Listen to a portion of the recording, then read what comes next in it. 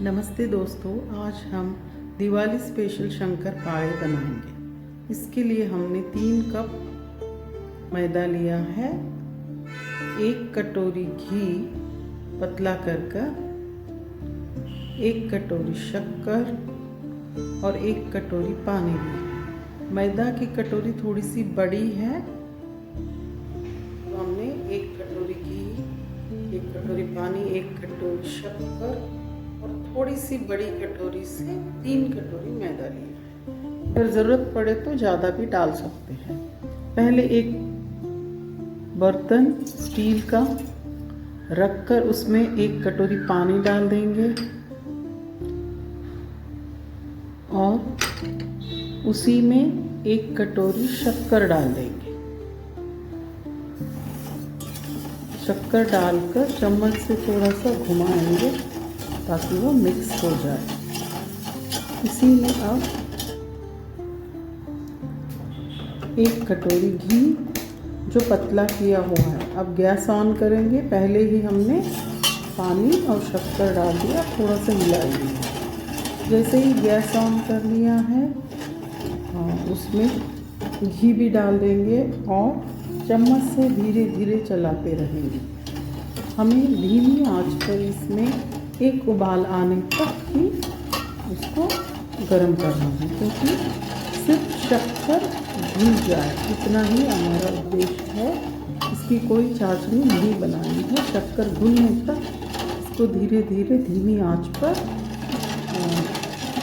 हम 1 चम्मच से हिलाते भी रहेंगे और आंच के कारण धीरे धीरे शक्कर घुल भी जाएगी। और इस प्रकार एक उबाल आने तक ही हमको धीमी आंच पर इसको तैयार कर लेना है। ये मिश्रण जब तैयार हो जाएगा तब हम आगे की स्टेप्स देखेंगे।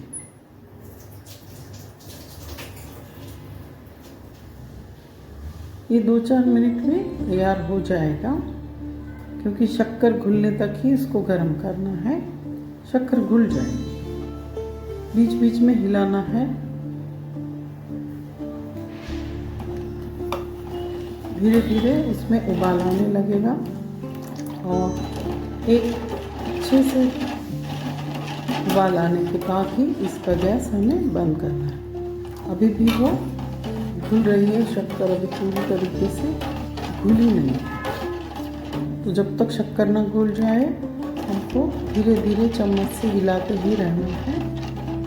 अगर आप ऐसे ही रख दोगे तो वो थोड़ा आगे बढ़ जाएगा और उसकी चाशनी बन जाएगी। इसलिए उसको धीरे धीरे घुमाते ही रहना है बीच बीच में और चेक करना है कि शक्कर कहाँ तक घुल के तैयार हो गया है ये मिश्रण। अब देखिए धीरे धीरे शक्कर घुलने लगी है और मिश्रण का कलर थोड़ा सा येलोइश बन गया है, क्योंकि पानी और शक्कर उसके साथ साथ ही जो देसी की 1 कटोरी डाला है इसके कारण वो येलोइश मिश्रण बन गया। धीरे धीरे उबलने लगा है, उबाल आने लगी है। एक अच्छी सी उबाल आते ही हमको गैस बंद कर देना है। गैस बंद करने के बाद भी उसका कुकिंग प्रोसीजर चलते ही रहता है, क्योंकि वो जो बर्तन है काफ़ी गर्म होता है। देखिए अब अच्छे से पूरी शक्कर उसमें घी और पानी में मिल गई है। अब एकदम पतला सा खोल नहीं रहा है, अभी थोड़ा सा मिक्स येलोइश कलर का घोल बन जाएगा। ये गैस बंद कर दिया था और उसके बाद आप इलायची पाउडर 1 चम्मच इसमें डाल के मिक्स कर लीजिए। अब ये घोल बहुत ही गर्म है, इसमें आराम से इलायची पाउडर भी मिक्स हो जाएगी। अब हमारा गैस बंद है और हम उसको सिर्फ एक दो बार आराम से चलाकर इलायची वाले मिश्रण को इसमें डाल देंगे। अब एक परात लेंगे बड़ी सी और ये जो गरम गरम मिश्रण है उसको हमको इसमें डालना है ठंडा करने के लिए, क्योंकि ये बहुत ज़्यादा उबलता हुआ मिश्रण है।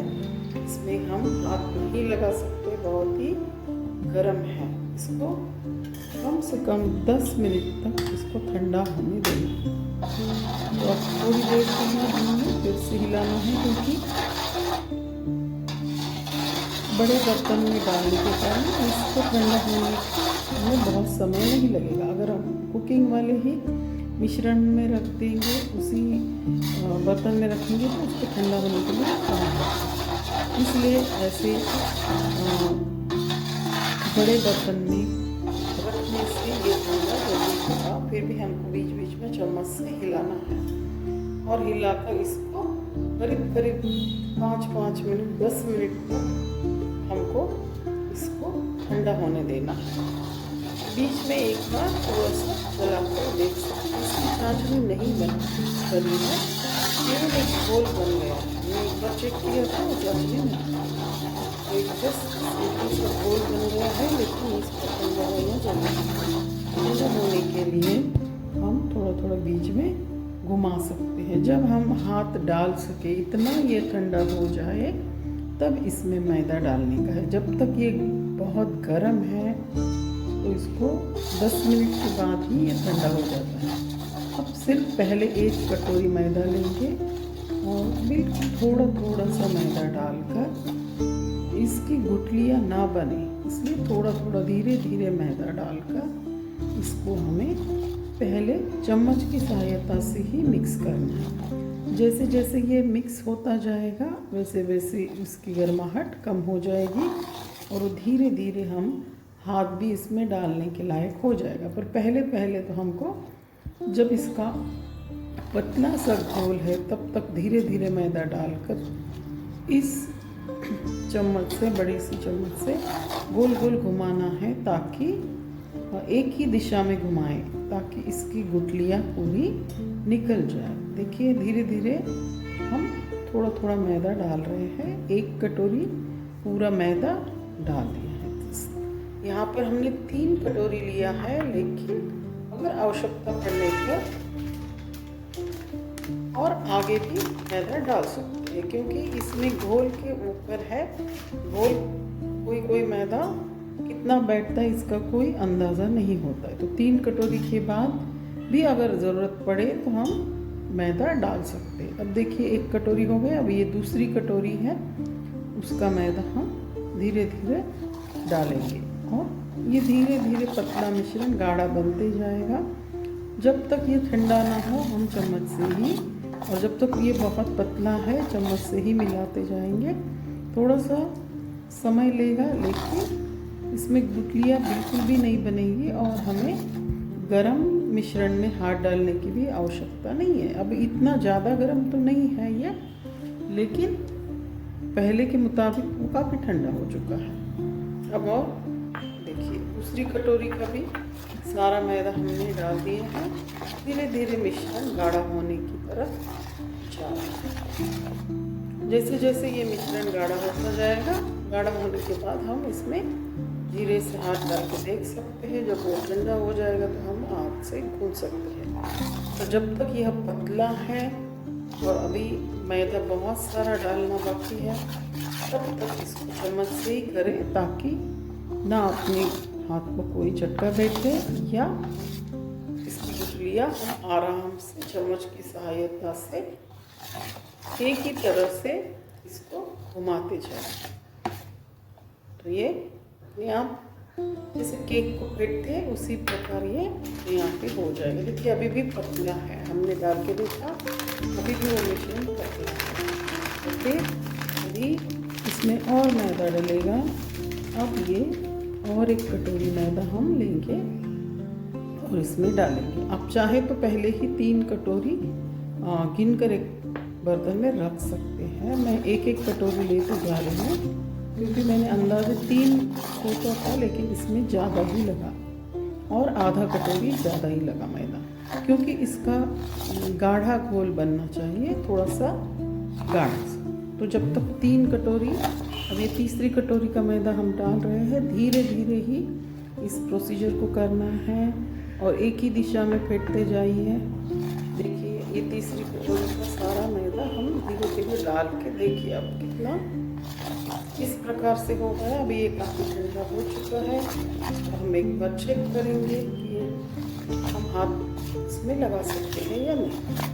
जैसे ही हम चेक करेंगे, अगर हमको हाथ डालकर हम कर सकते हैं। तो अब ये इसकी कंसिस्टेंसी ऐसी हो चुकी है कि हम हाथ से गूंद सकते हैं। पूरा मैदा तीसरी कटोरी का आधा बचा है वो सारा डाल देंगे। उसके बाद हम कोशिश करेंगे कि हाथ से इसको मिक्स करें।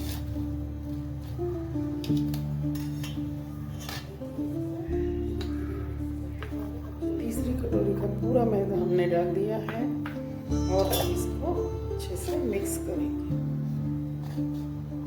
जैसे भी मिक्स हो रहा है उसके बाद बीच में थोड़ा काफ़ी गाढ़ा हो चुका है, फिर भी अभी शक्कर पारे बनने के लायक नहीं। अभी हमने चेक किया तो अभी वो ठंडा हो चुका है मिश्रण, हम हाथ डाल सकते हैं। अब इसमें चम्मच का सारा मिश्रण निकाल लिया है और अब हम हाथ से कोशिश करेंगे कि इसको मिक्स करें। इसमें कोई एक भी गुठली नहीं है, बहुत ही सॉफ्ट अच्छे से मैदा का ये शक्कर पारे का मिश्रण तैयार हो चुका है। फिर भी ये बहुत ज़्यादा सॉफ्ट है, ये बिल नहीं पाएगा, बेल नहीं सकते इसको, तो इसलिए इसमें और मैदा की ज़रूरत है।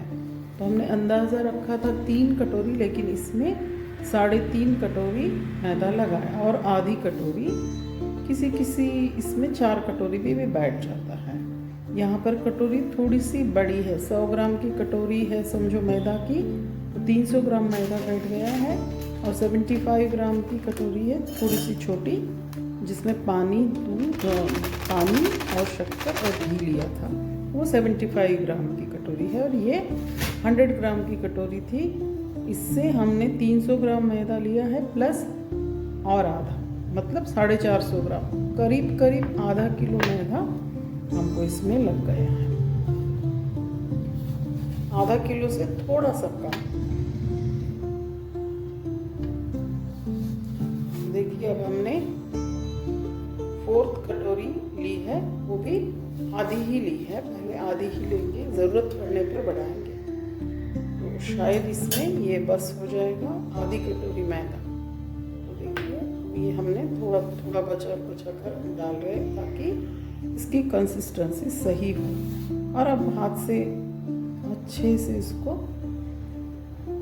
गूंथ लेंगे और अंत में पूरे परात में जितना भी लगा है मिश्रण सब एक तरफ लाएंगे। अब थोड़ा सा गाढ़ा हो चुका है, फिर भी अभी थोड़े से मैदे की आवश्यकता है। अब ये और थोड़ा बचा हुआ मैदा हम डाल देंगे और उसके बाद ये मिश्रण अच्छे से बनेगा। जितनी ज़रूरत है उतना सॉफ्ट है और बहुत पतला नहीं है। आराम से इसको बेला जाएगा और इसमें फिर इसको हमको 20 मिनट तक उसको ढक के रखना है। तो करीब 3.5 कटोरी मैदा हमारा बैठ गया। अभी ये अंत में 1-2 चम्मच रह गया था, वो भी हमने डाल दिया है और पूरा मैदा ले लिया है। 3.5 कटोरी मैदा लग गया है और ये सारा फिर अब अच्छे से गाढ़ा हो चुका है। मतलब बहुत कड़क नहीं बनाना है, बहुत पतला नहीं बनाना, मीडियम सॉफ्ट आटा रहना चाहिए, जो आराम से वो दबाने पर आप पता चल जाएगा कि ये एकदम आराम से हम उसका रोटी बनाकर शक्कर पारे बना सकते हैं। तो हाथ से बनाते बनाते आपको अंदाज़ा उसका मिल जाएगा। देखिए काफ़ी पतला था, पतले से गाढ़ा होते होते अभी बहुत ही बढ़िया सा सॉफ्ट आटा गूंथकर तैयार हो चुका है। अब इसको सारा आटा ले लेंगे और उसको अच्छे से मलते हुए 20 मिनट तक इसका सारा जो भी बर्तन में लगा हुआ आटा है सब तरफ से एकत्रित कर लेंगे। ये काफ़ी अब सॉफ्ट और ना गाढ़ा ना पतला, ऐसा मीडियम आटा बन चुका है। और अब इसमें थोड़ा सा जो कटोरी में बचा हुआ थोड़ा सा घी है, जिस कटोरी से हमने पूरा घी डाल दिया था लेकिन उसमें थोड़ा सा बचा हुआ है, वो हम आगे इसमें लगा देंगे और इसको अच्छे से मल कर ढक कर रख देंगे। देखिए आराम से ये सॉफ्ट आटा बनकर तैयार हो चुका है। अब हमको जो जिस कटोरी में हमने घी निकाला था, उसी कटोरी में 1/2 चम्मच बचा हुआ होगा वो देखिए, 1 चम्मच आधा चम्मच ऐसा घी है, उतना ही घी हमको लेना है और सारा का सारा घी उसको लगा देना है। बिल्कुल सॉफ्ट और अच्छे से आटा गूंद कर रेडी है। अब इसको ढक कर रखना है और जिस बर्तन में हमने पूरा मिश्रण तैयार किया था उसी बर्तन को, क्योंकि बर्तन भी ज़्यादा ना निकले इसलिए उसी बर्तन को हमने ऊपर से ढक के रख दिया है। करीब करीब 20 मिनट तक का रेस्ट देने के बाद में हम आफ्टर 20 मिनट्स तो 20 मिनट के बाद देखिए कितना अच्छे से सॉफ्ट सा आटा, थोड़ा सा घी लगाने से बहुत ही बढ़िया सा आटा बनकर तैयार हुआ है। अब इसके 2-3 भाग बना ले जितना आप बनाना चाहते हैं और फिर उसकी रोटियां बनाना शुरू कर दें। अब ये बहुत परफेक्ट आटा बन चुका है। अब इसके हमने 2 बड़े बड़े गोले बना लिए हैं। बिल्कुल अच्छे से सॉफ्ट सा बहुत ही बढ़िया सा आटा बनकर तैयार हो चुका है। अब हम चकला ले ले और उस पर थोड़ा सा घुमा कर उसको सॉफ्ट कर ले, एक सा कर ले और उसको राउंड करके फिर इसकी एक मोटी सी रोटी बना ले।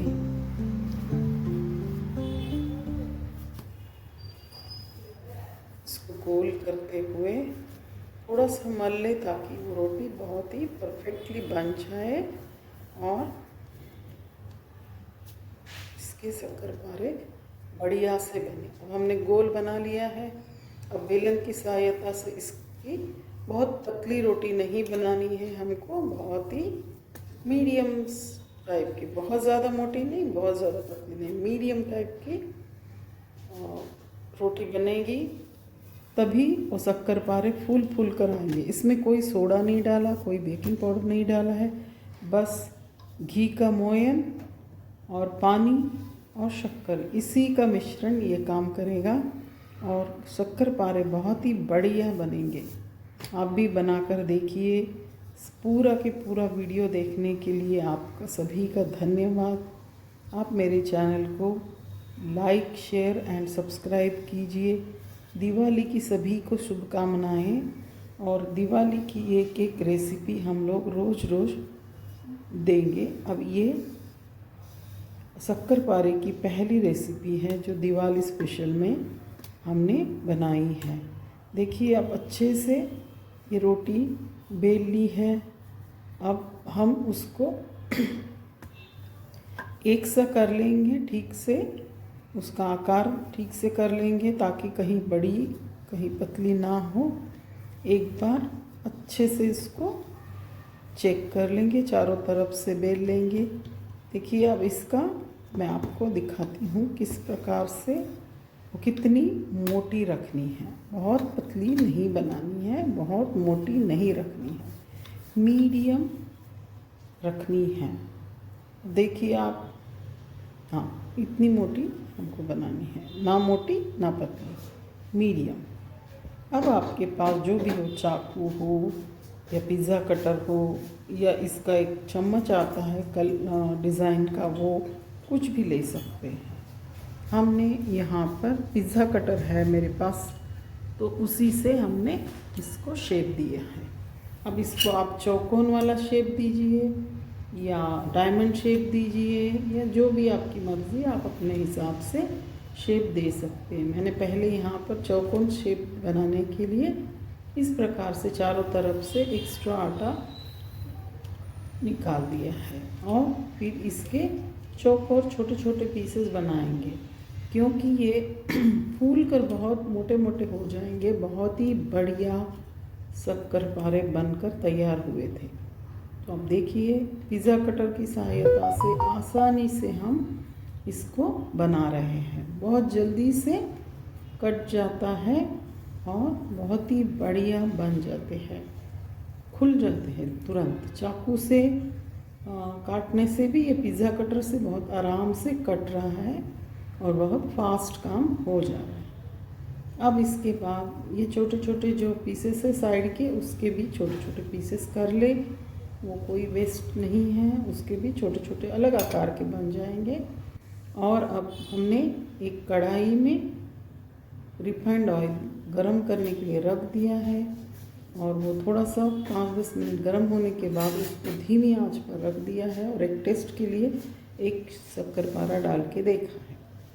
अब जैसे ही वो उबालने लगे, अब धीरे धीरे हमको थोड़े थोड़े शक्करपारे इसमें डालकर ये पूरी एक बैच हमको तल लेनी है। उसके बाद हम दूसरी बैच बेलेंगे और तलेंगे, क्योंकि इसको ज़्यादातर सूखने नहीं देना है। या फिर आप एक ही साथ पूरे बनाना चाहते हैं तो इस पर पतला सा बेलने का कपड़ा गीला करके रखना पड़ेगा, या फिर आप एक एक रोटी के बनाइए और तलते जाइए। अगर 2 लोग हो गए तो एक रोटी बना देगा और एक व्यक्ति तलेगा, तो काम जल्दी खत्म हो जाएगी। यहाँ पर मैं अकेली हूँ, इसलिए हमने थोड़े थोड़े तलने का सोचा।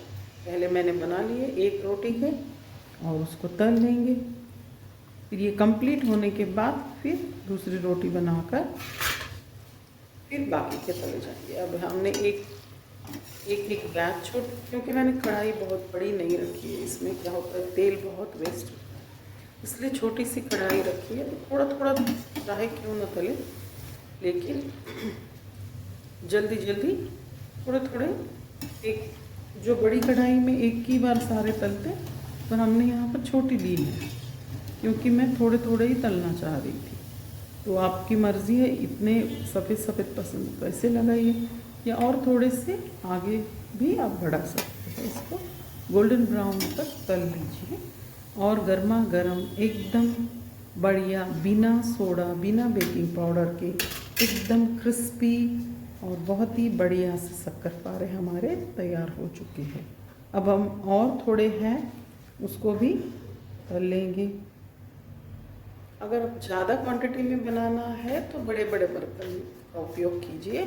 यहाँ पर बहुत कम क्वांटिटी के हैं, इसलिए हमने समय थोड़ा लगेगा, पर हम छोटे बर्तन में बना रही हूँ ताकि ज़्यादा ऑयल हमें डालना ना पड़े। बड़े बर्तन में बहुत ज़्यादा ऑयल डालना पड़ता है। यहाँ पर छोटे से बर्तन में किया है, अगर कम मात्रा में है तो छोटे बर्तन में भी हो जाए। यहाँ पर दूसरा बैच हमने डाल दिया है।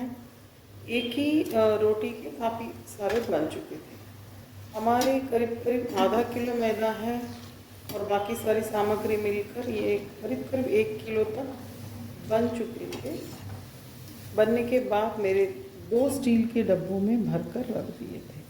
बहुत ही बढ़िया क्रिस्पी टेस्टी ऐसे शक्करपारे, ज़्यादा मीठे नहीं बने, बहुत ही बढ़िया शक्करपारे बन चुके थे। अब हमारी दूसरी बैच हो जा रही है, कंप्लीट हो जाएगी। उसके बाद हम नैवेद्य पर चढ़ाएंगे और उसकी प्लेटिंग करके आपको दिखा देंगे। तो आप भी ट्राई कीजिए, बहुत आसान रेसिपी, घर में जो भी सामग्री होती है उससे बनाई जाती है और बन जाती है। इसका रेस्टिंग टाइम 20 मिनट से, और पूरा तलने 1-1.5 घंटे में पूरा बन जाता है। अगर आप ज़्यादा बनाना चाहते हो, ज़्यादा क्वांटिटी लेना चाहते हो, तो तब आप किसी हेल्प लीजिए, क्योंकि मुझे अकेले को बनाने के लिए ही एक घंटा तो तलने के लिए लग गया था, और प्रिपरेशन के लिए 20 मिनट्स और रेस्टिंग टाइम 20 मिनट्स, मतलब करीब करीब 2 घंटे तो उसको पूरा प्रिपेयर होने तक लगे।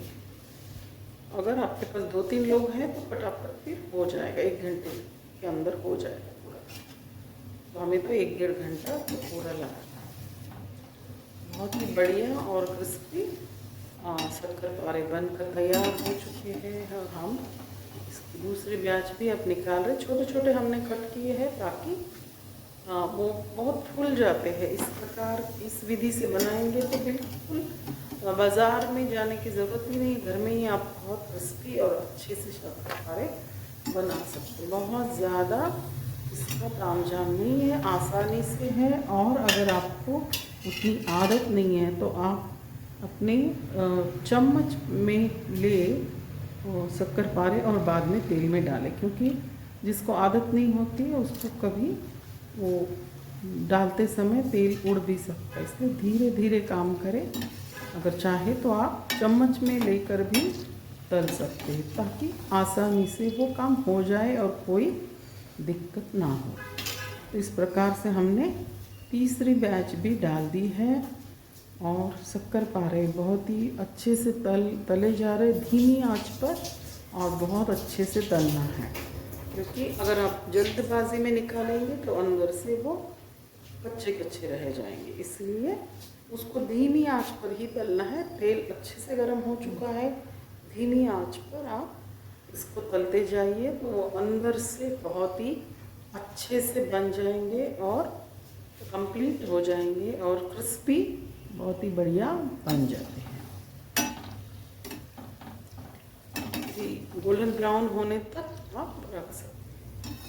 किसी किसी को गुलाबी गुलाबी पसंद है तो वो उस प्रकार से निकाल सकते हैं, लेकिन वो ज़्यादा टिकेंगे नहीं। गोल्डन ब्राउन को बनाएंगे तो ये 15-20 दिन भी अच्छे से चल जाएंगे। ये इतने टेस्टी बने थे कि 2-3 दिन में ही ख़त्म हो जाएंगे। वो इतना 15-20 दिन तक वो रहेंगे ही नहीं। हमने बनाए भी थोड़े थे, करीब करीब पूरे मिलकर 1 किलो हो गए। आधा किलो मैदा है और बाकी का सामग्री मिला के आधा किलो, 1 किलो के बन चुके थे। और बहुत ही बढ़िया टेस्टी शक्करपारे दिवाली त्योहार की पहली हमारी मिठाई या स्नैक्स आइटम, सबसे पहला महाराष्ट्रियन स्टाइल का शक्करपारे। यह पकवान बनकर तैयार हो चुका है। अब हम इसकी प्लेटिंग अच्छे से करेंगे। देखिए, आपको मैंने छोटी प्रोसीजर दिखा दी है। छोटे छोटे बर्तनों को भी आप यूज़ कर सकते हैं। आप चाहे तो इकट्ठा ही पूरा काट कर बड़े बर्तन में एक साथ भी तल सकते हैं, लेकिन मैंने छोटे छोटे बैचेस में तला है ताकि वो अच्छे से गोल्डन ब्राउन हो जाए और उसका क्रिस्प बना रहे। हम आराम से उसको बना सकते हैं। टाइम तो लगता है, टाइम टेकिंग प्रोसीजर है। दिवाली का जो भी आइटम बनता है 1-2 घंटे तो आराम से लग जाते हैं, क्योंकि अगर कोई साथ में हो, कोई हेल्पिंग हैंड हो तो फिर बहुत फास्ट बन जाता है। लेकिन अकेले ही सब कुछ करना है तो फिर टाइम लगेगा। पर 1-1-1.5 घंटे में मेरा पूरा बन चुका है। करीब करीब 1 किलो के शक्करपारे बन चुके हैं 1 या 1.5 घंटे में पूरे।